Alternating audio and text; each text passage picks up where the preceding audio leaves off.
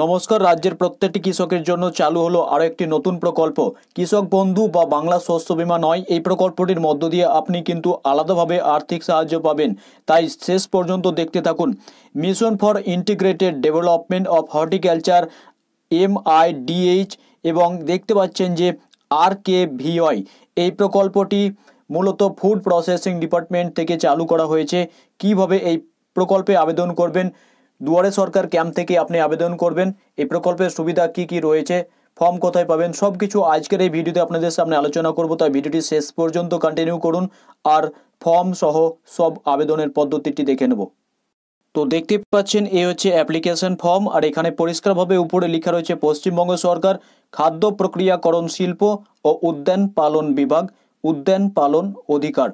আর তার পাশেই যে ঘরটি দেখতে পাচ্ছেন এখানে কিন্তু আপনার ফটোটি সাঁটাতে হবে। এই ফটোটি না সাঁটালে কিন্তু আপনার অ্যাপ্লিকেশন ফর্ম বাতিল হয়ে যাবে। দেখুন তারপরে যে ইম্পর্টেন্ট ঘরগুলি রয়েছে, আপনার মহকুমা কোথায় রয়েছে সেটি লিখবেন। তারপরে আপনি কোন জেলা থেকে ফর্মটি পূরণ করছেন সেটি এই ঘরে লিখতে হবে। এখানে বৎসরের ক্ষেত্রে 2023 2024 এই কথাটি আপনি এখানে লিখবেন। তারপরে দেখতে পাচ্ছেন যে প্রকল্পের নাম কি রয়েছে, প্রকল্পের নামের ঘরে পরিষ্কারভাবে লেখা রয়েছে যে অনুসেচ ব্যবস্থা সহ ধাতব নল সহযোগে স্বাভাবিক বায়ু চলাচলযুক্ত পলি হাউস গঠন, অনুসেচ ব্যবস্থা সহ ধাতব নল সহযোগে ছায়াজাল নির্মিত ঘর গঠন, বাঁশ সহযোগে ছায়াজাল নির্মিত ঘর গঠন, বাঁশ সহযোগে স্বাভাবিক বায়ু চলাচলযুক্ত পলি হাউস গঠন, পলি হাউস বা ছায়াজাল নির্মিত ঘরে উচ্চ মূল্যযুক্ত সবজি, জারবেরা, কার্নেশন, গোলাপ, অর্কিড এই সমস্ত সহায়তা প্রদান করবে চাষের জন্য।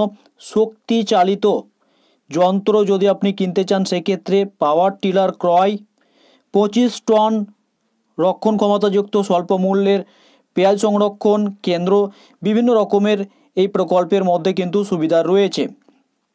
এবার আপনি ফর্মটি কিভাবে পূরণ করবেন, নিচের ঘরে লিখতে হবে যে সমস্ত তথ্যগুলি।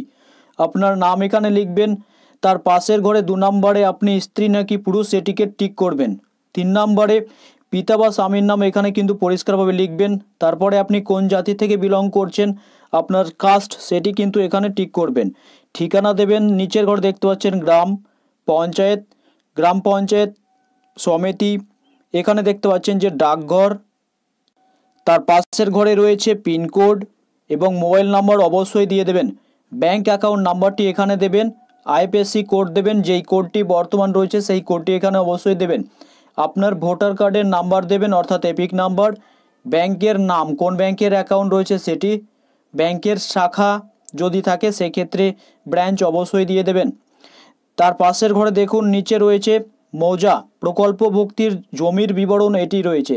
মৌজা এখানে দেবেন, আপনার যে কোন মৌজা রয়েছে সেটি দেবেন, ফসলের নাম দেবেন যেই ফসলের জন্য আবেদন করছেন, খতিয়ান নাম্বার দেবেন, দাগ নাম্বার দেবেন, জমির প্রকার কি রয়েছে সেটি অবশ্যই দেবেন, জমির পরিমাণ কত রয়েছে, এই প্রকল্পে ব্যবহৃত জমির পরিমাণ কত রয়েছে শতকে এটি এই ঘরে উল্লেখ করবেন শতক লিখে। তারপরে যেটি রয়েছে সেটি কিন্তু আপনাকে অবশ্যই একবার দেখে নিতে হবে, অর্থাৎ এটি একটি ডিক্লারেশন, এটিকে কিন্তু আপনি দেখে নিন। লেখা রয়েছে এই জমির মালিকানা সংক্রান্ত বা চাষের অধিকার বিষয়ক লিজ নামা বা নন জুডিশিয়াল স্ট্যাম্পের কাগজপত্র, ব্যাংক পাসবইয়ের প্রথম এবং আপডেট হলে নাগাদ নতুন যে আপডেটেড রয়েছে সেটির প্রথম পাতাটি জেরক্স করে নেবেন। ভোটের পরিচয়পত্রের অনুলিপি স্বাক্ষর আপনার কিন্তু সেলফ অ্যাটেস্টেড থাকতে হবে। তারপর ডিক্লারেশনটি একবার অবশ্যই দেখে নেবেন। বলা হয়েছে যে আমি এত দ্বারা ঘোষণা করছি যে উপরে উল্লেখিত সকল তথ্য আমার জ্ঞান ও বিশ্বাস মতে সঠিক ও সত্য। বর্তমান আর্থিক বছরে এই প্রকল্প রূপায়ণ করার জন্য কোনো সংস্থার অনুদান গ্রহণের জন্য আবেদন করিনি। এই অনুদান গ্রহণের নিয়মাবলী জেনেছি এবং তা মেনে চলতে বাধ্য থাকব। কোনো তথ্য ভুল প্রমাণিত হলে, আবেদনপত্র সম্পূর্ণ পূরণ করা না হলে বা প্রয়োজনীয় কাগজপত্র না থাকলে আমার এই আবেদন স্বভাবত বাতিল করা যেতে পারে। তারপরে বলা হচ্ছে এই আবেদনপত্রের সাথে প্রয়োজনীয় কাগজপত্র নথিপত্র জমা দেওয়া হয়েছে। অনুদান গ্রহণ করার পরেও যদি দেখা যায় আমি ইচ্ছাকৃতভাবে অসত্য তথ্যের ভিত্তিতে অনুদান গ্রহণ করেছি তবে আমি সুদ সহ সম্পূর্ণ অর্থ ফেরত দিতে বাধ্য থাকব। নতুবা আমার বিরুদ্ধে আইনি ব্যবস্থা গ্রহণ করা যেতে পারে।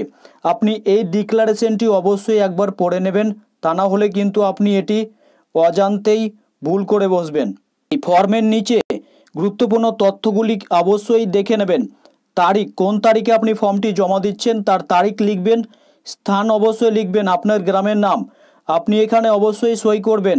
নিচে যে ঘরটি দেখতে পাচ্ছেন প্রকল্প রূপায়ণের জন্য সুপারিশ করা হলো বলে, এখানে আপনার গ্রাম পঞ্চায়েতের সিল সহ কিন্তু এখানে দেখতে পাচ্ছেন যে গ্রাম পঞ্চায়েতের সিল এখানে মারবেন, অথবা নির্বাহী আধিকারিক গ্রাম সমিতি, যেটা পঞ্চায়েত সমিতি বলছে তার এখানে সিল মারবেন, অথবা এখানে দেখতে পাচ্ছেন তার পাশের ঘরে পঞ্চায়েত সমিতির সিল সহ যে সভাপতি রয়েছে তার এখানে মারবেন। এখানে তারা যাকে জমা দেবেন তারা এখানে ফিল্ড কনসালট্যান্ট যারা রয়েছে তারা এখানে কিন্তু সই করে দেবে।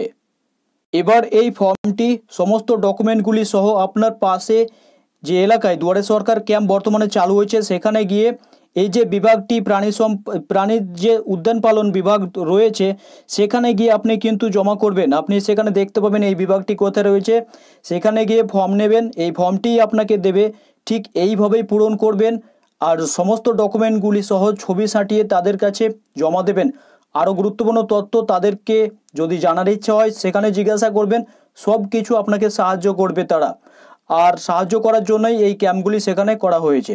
আর্থিক সাহায্য যদি আপনি পান, যদি আপনার ফর্ম ভ্যালিড হয় তাহলে আর্থিক সাহায্য অবশ্যই পাবেন। সবাই আর্থিক সাহায্য নাও পেতে পারেন। কোনো রকম যদি আপনাদের জিজ্ঞাসা থাকে কমেন্ট সেকশন অবশ্যই জানাবেন।